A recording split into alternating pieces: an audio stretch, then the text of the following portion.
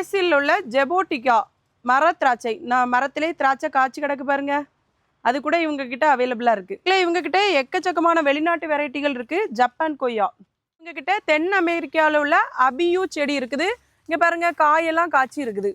காய் இதே போலதான் இருக்கும். இதெல்லாம் பார்த்தது கூட இல்லை.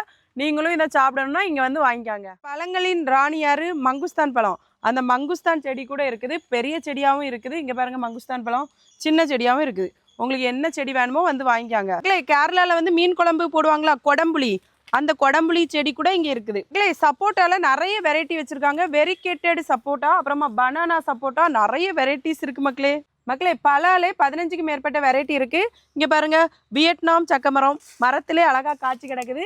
அதுக்கப்புறமா J33 சித்து, இது போல நிறைய வெரைட்டி பலா செடி அவைலபிளா இருக்கு. இந்த கிரீன் கேட் நர்சரி கார்டன் எங்க இருக்குன்னு பாத்தீங்கன்னா லட்சுமிபுரம் மண்டைக்காடு போற ரோட்ல தான் இருக்குது.